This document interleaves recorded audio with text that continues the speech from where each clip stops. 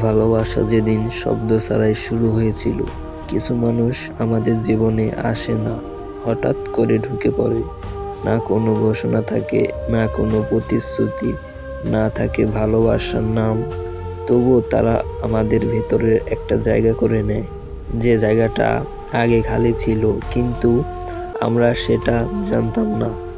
আমার জীবনেও এমনটাই হয়েছিল। সেদিনটা ছিল একদম সাধারণ।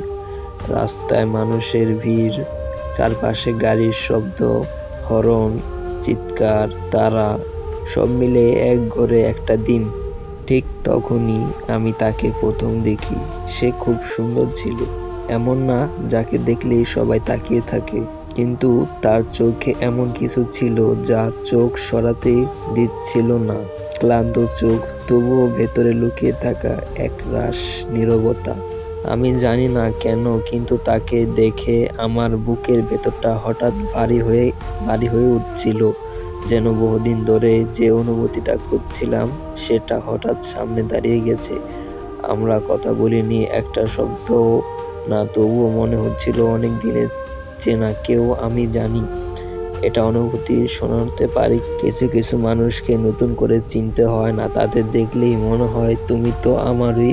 সে দাঁড়িয়েছিল বাস স্টপের পাশে, আমি একটু দূরে।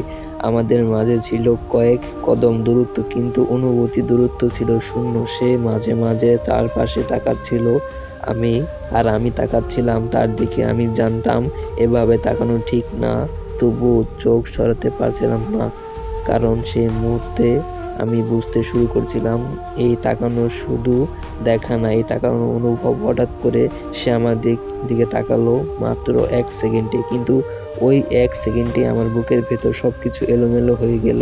সে চোখ সরিয়ে নিল, আমি পারিনি, কারণ ওই চোখে আমি নিজেকে দেখছিলাম, আমার কষ্ট, আমার একাকিত্ব, আমার না বলা গল্প। আমরা দুইজনে নীরব ছিলাম, কিন্তু নীরবতার ভেতরে অনেক কথা হচ্ছিল। বাস এলো, সে উঠলো, আমি উঠলাম না।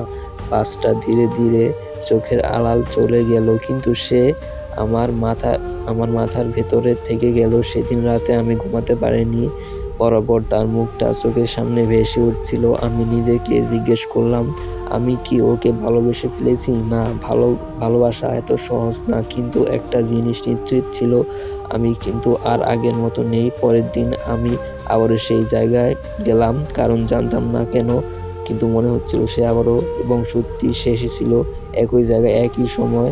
একবার সে আগে তাকালো, আমি হালকা হেসে ফেললাম। সে অবাক হলো, তারপর সেও হেসে ফেললো।